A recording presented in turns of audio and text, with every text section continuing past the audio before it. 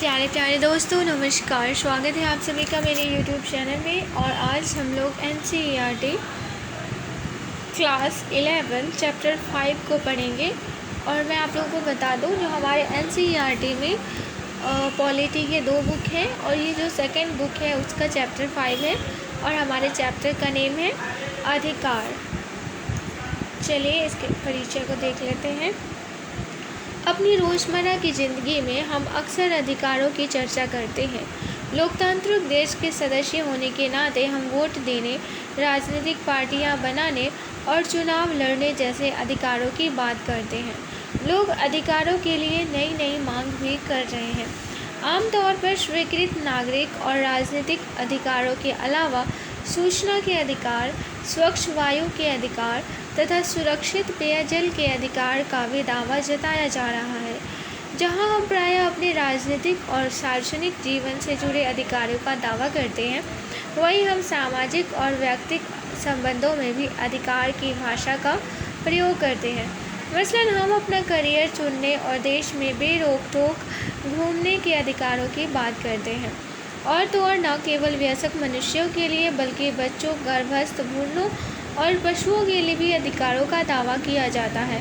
इस प्रकार विभिन्न लोग विविध तरीकों से अधिकार की अवधारणा प्रस्तुत करते हैं। इस अध्याय में हम इस अवधारणा से जुड़े सवालों की पड़ताल करेंगे। जब हम अधिकारों की बात करते हैं तो हमारा आशय क्या है? अधिकारों के हमारे दावों की बुनियाद क्या है? अधिकारों से किन उद्देश्यों की पूर्ति होती है और वे इतने महत्वपूर्ण क्यों हैं? अधिकार क्या है? अधिकार मूल रूप से हकदारी अथवा ऐसा दावा है जिसका औचित्य सिद्ध हो। यह बताता है कि नागरिक, व्यक्ति और मनुष्य होने के नाते हम किसके हकदार हैं। यह ऐसी चीज़ है जिसको हम अपना प्राप्य समझते हैं, ऐसी चीज़ जिसे शेष समाज ऐसे वैध दावे के रूप में स्वीकार करे जिसका अनुमोदन अनिवार्य हो। इसका यह मतलब नहीं है कि हर वह चीज़ जिसे मैं ज़रूरी और वांछनीय समझूं अधिकार है। मेरी इच्छा हो सकती है कि स्कूल के लिए अधिकार के लिए निर्धारित पोशाक की बजाय अपनी पसंद के कपड़े पहनूं। मैं देर रात तक घर से बाहर रहना चाह सकता हूं, लेकिन इसका यह मतलब नहीं है कि मुझे स्कूल के लिए अपनी इच्छा अनुसार जो चाहूँ वह पहनने अथवा जब चाहूँ तब घर लौटने का अधिकार है। मैं जो चाहता हूँ उसके लिए मैं स्वयं को हकदार समझता हूँ तथा जिनका बतौर अधिकार उल्लेख किया जा सकता है के बीच फर्क होता है। अधिकार उन बातों का द्योतक है जिन्हें मैं और अन्य लोग सम्मान और गरिमा का जीवन बसर करने के लिए महत्वपूर्ण और आवश्यक समझते हैं। उदाहरण के लिए आजीविका का अधिकार सम्मानजनक जीवन जीने के लिए जरूरी है। लाभकर रोजगार में नियोजित होना व्यक्ति को आर्थिक स्वतंत्रता देता है, इसलिए यह उसकी गरिमा के लिए प्रमुख है। अपनी बुनियादी ज़रूरतों की पूर्ति हमें अपनी प्रतिभा और रुचियों की ओर प्रवृत्त होने की स्वतंत्रता प्रदान करती है। यहाँ हम स्वतंत्र अभिव्यक्ति के अधिकार का उदाहरण ले सकते हैं। यह अधिकार हमें सृजनात्मक और मौलिक होने का मौका देता है, चाहे यह लेखन के क्षेत्र में हो अथवा नृत्य, संगीत या किसी अन्य रचनात्मक क्रियाकलाप में। लेकिन अभिव्यक्ति की स्वतंत्रता लोकतांत्रिक सरकार के लिए भी महत्वपूर्ण होती है, क्योंकि यह विश्वासों और मतों की स्वतंत्र अभिव्यक्ति की अनुमति देती है। आजीविका, क्योंकि यह विश्वासों और मतों की स्वतंत्र अभिव्यक्ति की अनुमति देती है। आजीविका का अधिकार या अभिव्यक्ति की स्वतंत्रता जैसे अधिकार समाज में रहने वाले तमाम लोगों के लिए महत्वपूर्ण है। इसी वजह से उनका प्रकृति विश्वजनीन कही जाती है। अधिकारों की दावेदारी का दूसरा आधार यह है कि वे हमारी बेहतरी के लिए आवश्यक है। ये लोगों को उनकी दक्षता और प्रतिभा विकसित करने में सहयोग देते हैं। उदाहरणार्थ, शिक्षा का अधिकार हमारी तर्क शक्ति विकसित करने में मदद करता है, हमें उपयोगी कौशल प्रदान करता है और जीवन में सूझबूझ के साथ चयन करने में सक्षम बनाता है। व्यक्ति के कल्याण के लिए इस हद तक शिक्षा को अनिवार्य समझा जाता है कि उसे सार्वभौम अधिकार माना गया है। बहरहाल, अगर कोई कार्यकलाप हमारे स्वास्थ्य और कल्याण के लिए नुकसानदेह है तो इसे अधिकार नहीं माना जा सकता। उदाहरण के लिए, डॉक्टरी शोध ने यह प्रमाणित किया है कि नशीली दवाएं स्वास्थ्य के लिए हानिकारक हैं और चूँकि ये अन्यों के साथ हमारे रिश्तों पर दुष्प्रभाव डालती है, इसलिए हम यह दावा नहीं कर सकते कि हमें नशीले पदार्थ के सेवन करने या सुई लगाने या धूम्रपान का अधिकार होना चाहिए। धूम्रपान के मामले में तो उन लोगों के स्वास्थ्य के लिए भी नुकसानदेह है जो धूम्रपान करने वालों के आसपास होते हैं। नशीले पदार्थ न केवल हमारे स्वास्थ्य को नुकसान पहुंचाते हैं, बल्कि वे कभी कभी हमारे आचरण के रंग ढंग को बदल देते हैं और हमें अन्य लोगों के लिए खतरा करार देते हैं। अधिकारों की हमारी परिभाषा के अंतर्गत धूम्रपान अथवा प्रतिबंध दवाओं के सेवन को अधिकार के रूप में मान्य नहीं किया जा सकता। पिछले कुछ महीनों के अखबारों को बाँचिए और उन जन आंदोलनों और संगठनों की सूची बनाइए जिन्होंने नए किस्म के अधिकारों की मांग की है। अधिकार कहाँ से आते हैं? 17वीं और 18वीं शताब्दी में राजनीतिक सिद्धांतकार तर्क देते थे कि हमारे लिए अधिकार प्रकृति या ईश्वर प्रदत्त है। हमें जन्म से वे अधिकार प्राप्त हैं। परिणामतः कोई व्यक्ति या शासक उन्हें हमसे छीन नहीं सकता। उन्होंने मनुष्य के 3 प्राकृतिक अधिकार चिह्नित किए थे: जीवन का अधिकार, स्वतंत्रता का अधिकार और संपत्ति का अधिकार। अन्य तमाम अधिकार इन बुनियादी अधिकारों से ही निकलते हैं। हम इन अधिकारों का दावा करें या ना करें, व्यक्ति होने के नाते हमें ये प्राप्त है। यह विचार कि हमें जन्म से ही कुछ खास अधिकार प्राप्त है काफ़ी शक्तिशाली अवधारणा है, क्योंकि इसका अर्थ यह है कि जो ईश्वर प्रदत्त हैं और उन्हें कोई मानव शासक या राज्य हमसे छीन नहीं सकता। प्राकृतिक अधिकारों के विचार का इस्तेमाल राज्यों अथवा सरकारों के द्वारा स्वेच्छाचारी शक्ति के प्रयोग का विरोध करने और व्यक्तिगत स्वतंत्रता की रक्षा करने के लिए किया जाता था। हाल के वर्षों में प्राकृतिक अधिकार शब्द से ज़्यादा मानवाधिकार शब्द का प्रयोग हो रहा है।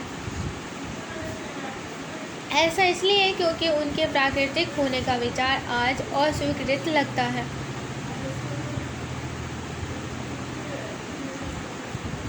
ऐसा मानना भी मुश्किल होता जा रहा है कि कुछ नियम आदर्श ऐसे हैं जिन्हें प्रकृति या ईश्वर ने रचा है। अधिकारों को ऐसी गारंटियों के रूप में देखने की प्रवृत्ति बढ़ी है जिन्हें मनुष्य ने एक अच्छा जीवन जीने के लिए स्वतंत्र ही खोजा या पाया है।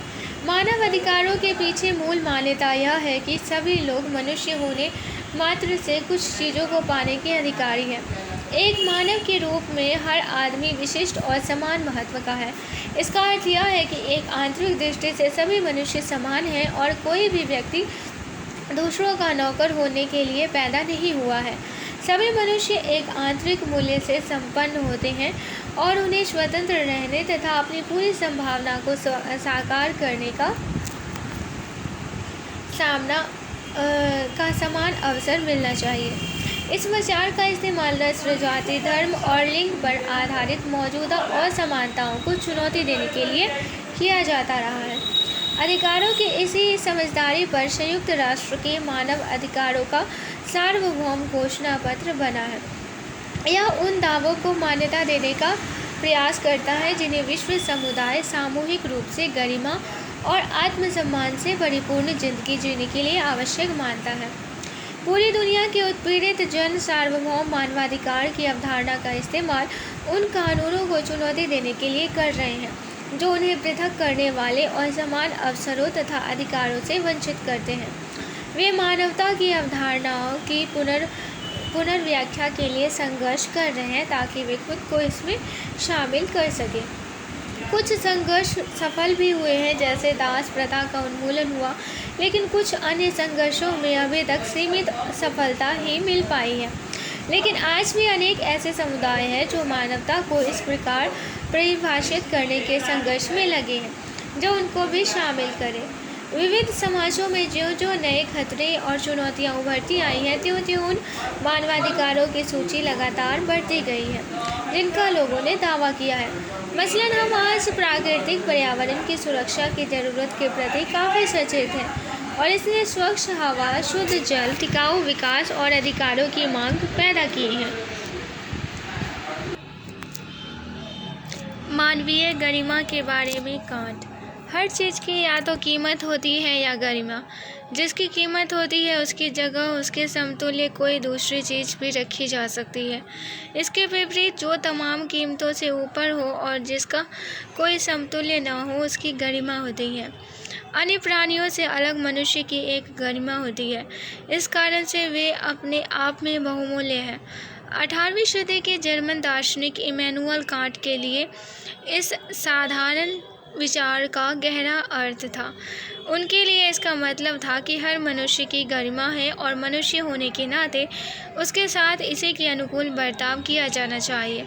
मनुष्य अशिक्षित हो सकता है, गरीब या शक्तिहीन हो सकता है, वो बेईमान अथवा अनैतिक भी हो सकता है, फिर भी वह एक मनुष्य है और न्यूनतम ही सही प्रतिष्ठा पाने का हकदार है।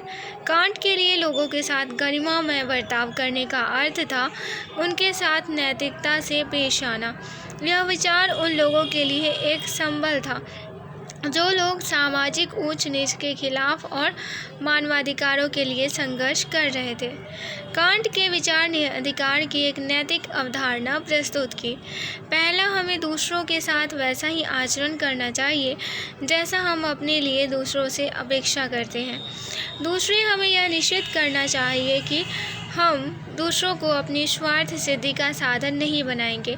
हमें लोगों के साथ उस तरह का बर्ताव नहीं करना चाहिए जैसा कि हम कलम, कार या घोड़ा के साथ करते हैं। हमें लोगों का सम्मान करना चाहिए, इसलिए नहीं कि वे हमारे लिए उपयोगी हैं, बल्कि इसीलिए कि वे आखिरकार मनुष्य हैं। हमें इन दावों के विस्तार तथा प्रभाव को कम करके नहीं आंकना चाहिए। उन्हें अक्सर व्यापक समर्थन हासिल होता है। आपने शायद पॉप स्टार बॉब गोल्डफ्ट की ओर से अफ्रीका में गरीबी खत्म करने के लिए पश्चिमी मुल्कों की सरकारों से की गई हाल की अपील के बारे में सुना होगा और टीवी में देखा भी होगा कि उसे आम जनता का कितना प्रबल समर्थन हासिल हुआ। मेरे पिता ने टेलीफोन लगवाने के लिए आवेदन किया था। 2 महीने से भी ज़्यादा हो गए और अभी तक कुछ नहीं हुआ। वे क्या कर सकते हैं? जानते हो, अब हमारे पास सूचना का अधिकार है। हम जान सकते हैं कि हमारे आवेदन का क्या हुआ। हम देरी का कारण भी जान सकते हैं। कानूनी अधिकार और राजसत्ता। मानवाधिकारों के दावों की नैतिक अपील चाहे जितनी भी हो, उनकी सफलता की डिग्री कुछ कारकों पर निर्भर है। इनमें सर्वाधिक महत्वपूर्ण है सरकारों और कानून का समर्थन। यही कारण है कि अधिकारों की कानूनी मान्यता को इतनी अहमियत दी जाती है। अनेक देशों में अधिकारों के विधेयक वहाँ के संविधान में प्रतिष्ठित रहते हैं। संविधान देशों के सर्वोच्च कानून के द्योतक होते हैं, इसलिए कुछ खास अधिकारों की संवैधानिक मान्यता उन्हें बुनियादी महत्व प्रदान करती है। अपने देश में इन्हें हम मौलिक अधिकार कहते हैं। अन्य कानूनों और नीतियों से इन संवैधानिक अधिकारों के सम्मान की अपेक्षा की जाती है। संविधान में उन अधिकारों का उल्लेख रहता है जो बुनियादी महत्व को माने जाते हैं। कुछ अन्य ऐसे अधिकारों का भी उल्लेख संभव है जो किसी देश के विशिष्ट इतिहास और रीति रिवाजों के चलते महत्वपूर्ण हो जाते हैं। उदाहरण के लिए, भारत में अस्पृश्यता पर प्रतिबंध का प्रावधान है जो देश की परंपरागत सामाजिक कुप्रथा का ध्यान दिलाता है। हमारे दावों को मिलने वाली कानूनी और संवैधानिक मान्यता इतनी महत्वपूर्ण होती है कि बहुत से सिद्धांतकार अधिकार को ऐसे दावों के रूप में परिभाषित करते हैं जिन्हें राज्य ने मान्य किया हो। कानूनी मान्यता से यकीनन हमारे अधिकारों को समाज में एक खास दर्जा मिलता है, लेकिन कानूनी मान्यता के आधार पर किसी अधिकार का दावा नहीं किया जा सकता। जैसा कि पहले चर्चा की जा चुकी है, अधिकारों का धीरे धीरे विस्तार और पुनर्व्याख्या हो रही है। ऐसा अभी तक अलग रहे समूह को शामिल करने और गरिमापूर्ण एवं सम्मानजनक जीवन की हमारी नई साझेदारी के उद्देश्य से हो रहा है। अधिकतर मामलों में अधिकार राज्य के लिए किए जाने वाले दावे हैं। अधिकारों के माध्यम से हम राज्य सत्ता से कुछ मांग करते हैं। जब हम शिक्षा के अधिकार पर जोर देते हैं तो हम राज्य से बुनियादी शिक्षा के लिए प्रावधान करने की मांग करते होते हैं। समाज भी शिक्षा के महत्व को स्वीकार कर सकता है और अपनी तरफ से इसमें सहयोग कर सकता है।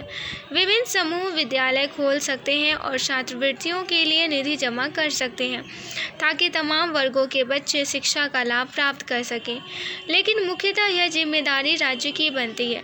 राज्य को ही आवश्यक उपायों का प्रवर्तन करना होता है जिससे हमारे शिक्षा के अधिकार की पूर्ति सुनिश्चित हो। इस प्रकार अधिकार राज्य को कुछ खास तरीकों से कार्य करने के लिए वैधानिक दायित्व सौंपते हैं। प्रत्येक अधिकार निर्देशित करता है कि राज्य के लिए क्या करने योग्य है और क्या नहीं। उदाहरण के लिए, मेरा जीवन जीने का अधिकार राज्य को ऐसे कानून बनाने के लिए बाध्य करता है जो दूसरों के द्वारा क्षति पहुंचाने से मुझे बचा सके।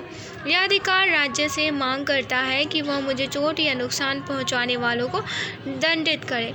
यदि कोई समाज महसूस करता है कि जीने के अधिकार का मतलब अच्छे स्तर के जीवन का अधिकार है, तो वह राज्य सत्ता में ऐसी नीतियों के अनुपालन की अपेक्षा करता है जो स्वस्थ जीवन के लिए स्वच्छ पर्यावरण और अन्य आवश्यक निर्धारकों का प्रावधान करें। दूसरे शब्दों में, मेरा अधिकार यह राज्य सत्ता को खास तरीके से काम करने के कुछ वैधानिक दायित्व सौंपता है। अधिकार सिर्फ यह ही नहीं बताते कि राज्य को क्या करना है, और वे यह भी बताते हैं कि राज्य को क्या कुछ नहीं करना है। मसलन, किसी व्यक्ति की स्वतंत्रता का अधिकार कहता है कि राज्य सत्ता महज अपनी मर्जी से उसे गिरफ्तार नहीं कर सकती। अगर वह किसी को सलाखों के पीछे करना चाहती है तो उसे इस कार्रवाई को जायज़ ठहराना पड़ेगा। उसे किसी न्यायालय के समक्ष इस व्यक्ति की स्वतंत्रता में कटौती करने का कारण बताना होगा। इसलिए मुझे पकड़ने के पहले गिरफ्तारी का वारंट दिखाना पुलिस के लिए आवश्यक होता है। इस प्रकार मेरे अधिकार राज्य सत्ता पर कुछ अंकुश भी लगाते हैं। दूसरे तरीकों से कहा जाए तो हमारे अधिकार यह सुनिश्चित करते हैं कि राज्य की सत्ता व्यक्तिगत जीवन और स्वतंत्रता की मर्यादा का उल्लंघन किए बगैर काम करे।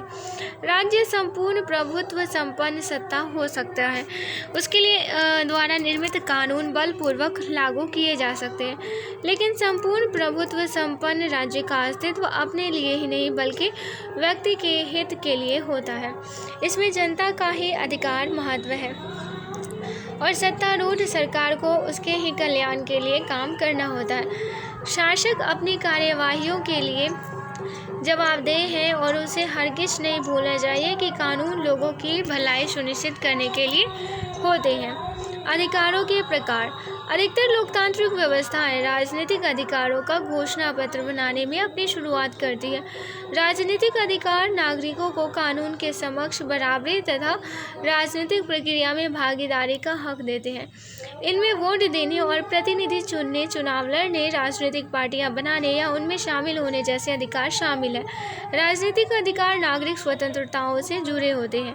नागरिक स्वतंत्रता का अर्थ है स्वतंत्र और निष्पक्ष न्यायिक जांच का अधिकार, विचारों की स्वतंत्र अभिव्यक्ति का अधिकार, प्रतिवाद करने तथा असहमति प्रकट करने का अधिकार।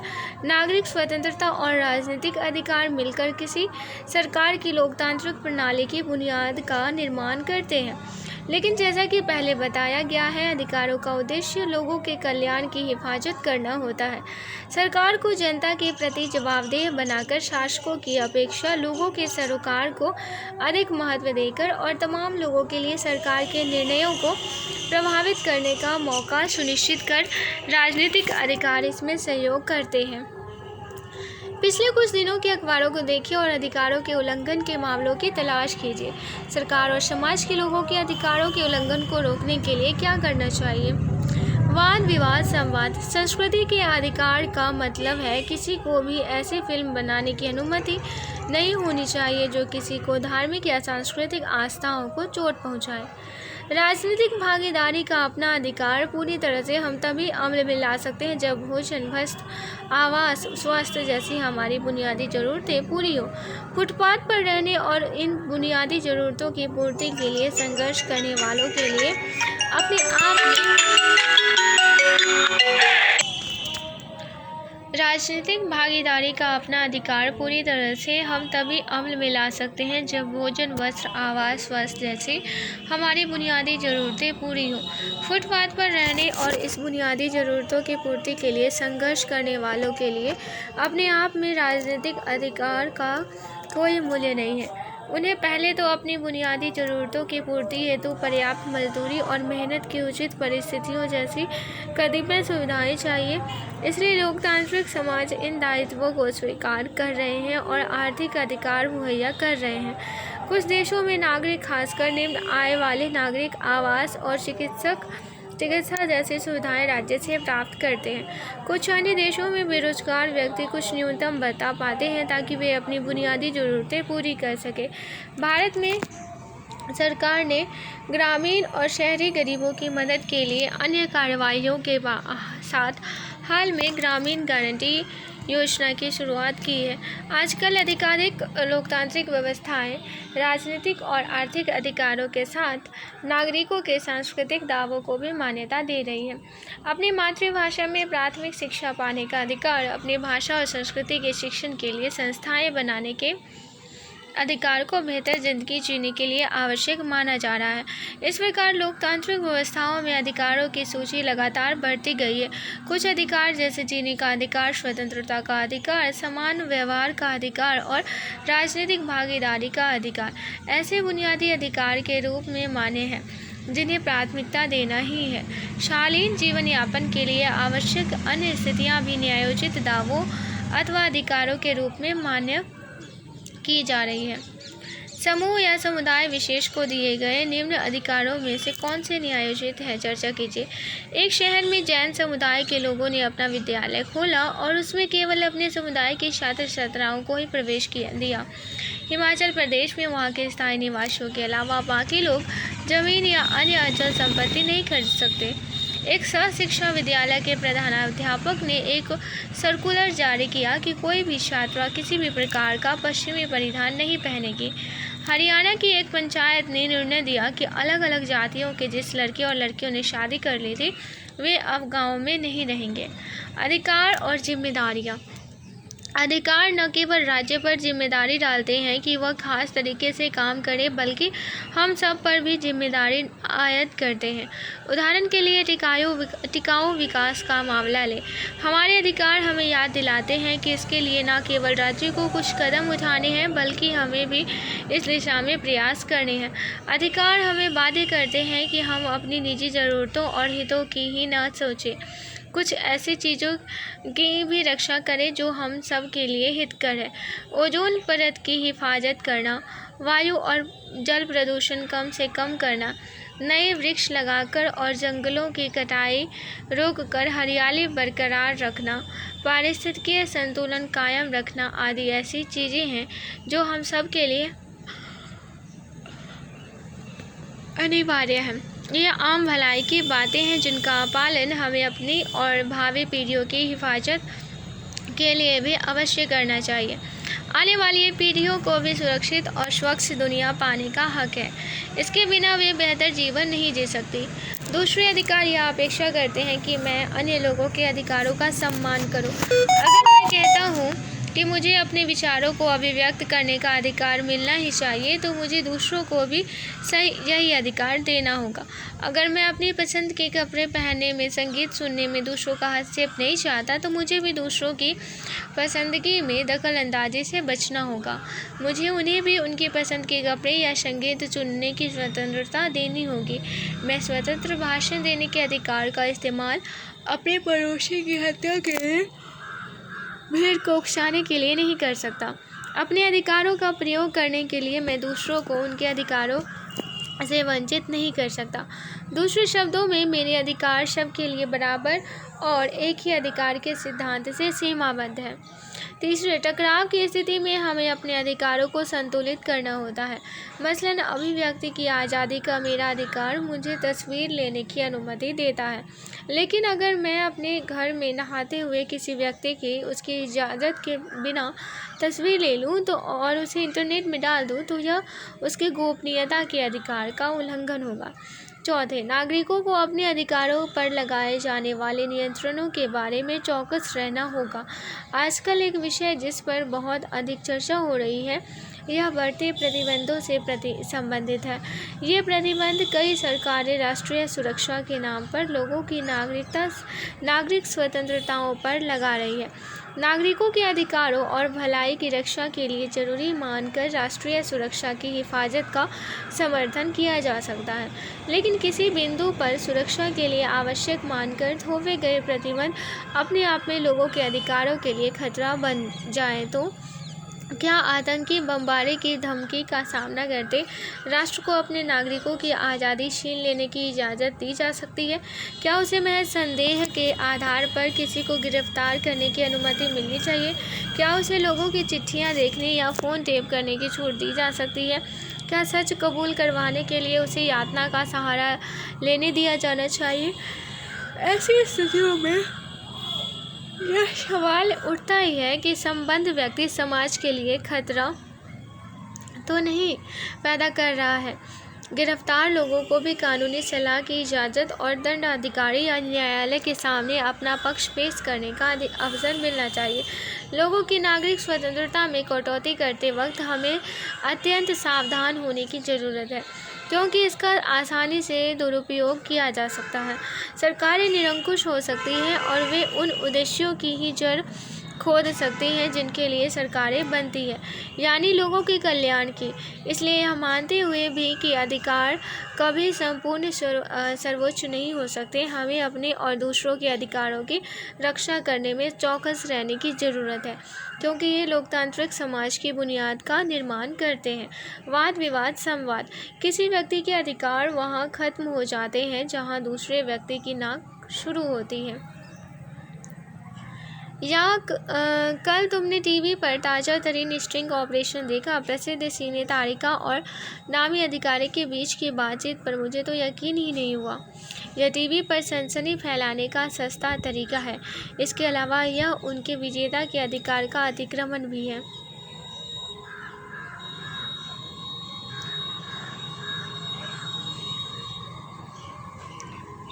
10 दिसंबर 1948 को संयुक्त राष्ट्र की सामान्य सभा ने मानवाधिकारों की सार्वभौमिक घोषणा को स्वीकार और लागू किया। इस घोषणा की प्रस्तावना का पाठ नीचे दिया गया है। इस ऐतिहासिक कृत्य को आगे बढ़ाते हुए सामान्य सभा ने सभी सदस्य देशों से मानवाधिकारों की सार्वभौमिक घोषणा के पाठ को प्रचारित करने का आह्वान किया। सामान्य सभा ने देश का या क्षेत्र की राजनीतिक स्थिति पर ध्यान न देते हुए इसे विशेष तौर से विद्यालयों और अन्य शैक्षिक संस्थानों में प्रसारित और प्रदर्शित करने एवं पढ़ने और पढ़वाने का आह्वान किया। मानव अधिकारों की विश्वव्यापी घोषणा की प्रस्तावना। चूँकि मानव परिवार के सभी सदस्यों की स्वाभाविक अंतर्निहित गरिमा तथा उनके समान एवं अत्याज्य अधिकारों की प्रतिष्ठा विश्व में स्वतंत्रता, न्याय तथा शांति की आधारशिला है। क्योंकि मानव अधिकारों के उपहास तथा अवमानना के कारण मानवीय चेतना को भयभीत करने वाले क्रूरतापूर्ण कृत्य प्रतिफलित हुए हैं, इसलिए यह अनिवार्य है कि एक ऐसे विश्व की स्थापना हो जिसमें सभी मनुष्य भाषण तथा विश्वास की स्वतंत्रता हासिल तथा भय तथा अभाव से मुक्त प्राप्त हो सके, जो मानव समुदाय की सबसे महत्वपूर्ण अभिलाषा है। चूँकि यह आवश्यक है कि मनुष्य को अत्याचार तथा दमन के विरुद्ध अंतिम अस्त्र के रूप में विद्रोह न करना पड़े, इसलिए विधि के शासन के द्वारा मानवाधिकारों की रक्षा हो। चूँकि राष्ट्रों के मध्य मित्रतापूर्ण संबंधों की स्थापना को प्रोत्साहित करना आवश्यक है। चूँकि संयुक्त राष्ट्र संघ के देशों ने घोषणा पत्र में मूलभूत मानवाधिकारों, मनुष्य की गरिमा तथा महत्व तथा पुरुषों तथा महिलाओं के समान अधिकारों के प्रति अपना विश्वास पुनः व्यक्त किया तथा व्यापक स्वतंत्रता की उपलब्धि हेतु उत्तम जीवन स्तर तथा सामाजिक विकास को प्रोत्साहित करने का संकल्प लिया है। चूँकि सदस्य देशों ने संयुक्त राष्ट्र संघ के सहयोग से मानव अधिकारों तथा मूल स्वतंत्रताओं के विश्व स्तर पर सम्मान तथा अनुपालन को प्रोत्साहित करने का संकल्प लिया है। चूँकि उक्त संकल्पों की पूर्ण उपलब्धि हेतु इन अधिकारों और स्वतंत्रताओं की सार्वदेशिक अवधारणा सर्वाधिक महत्वपूर्ण है। अतः आज संयुक्त राष्ट्र संघ महासभा मानवाधिकारों के विश्वजनीन घोषणा पत्र को सभी सभ्यताओं तथा देशों के लिए उपलब्धि के सर्वमान्य मानदंड के रूप में एतदर्थ घोषित करती है कि प्रत्येक व्यक्ति तथा समाज का प्रत्येक अंग इस घोषणा पत्र का सदा विचार रखते हुए इन अधिकारों तथा स्वतंत्रताओं के मर्यादा को अध्यापन तथा शिक्षा के माध्यमों द्वारा प्रोत्साहित करेगा तथा विकासोन्मुख राष्ट्रीय अंतर्राष्ट्रीय साधनों द्वारा उनकी सार्वदेशिक तथा सशक्त स्वीकृति एवं अनुपालन को आपस में सदस्य देशों की जनता के बीच तथा उनके क्षेत्राधिकारों के अंतर्गत आने वाले प्रदेशों की जनता के बीच स्थापित करेगा। तो आज के लिए बस इतना ही। आशा करती हूँ ये टॉपिक आप लोगों को पसंद आया होगा। ये लेक्चर सुनने के लिए आप सभी का बहुत बहुत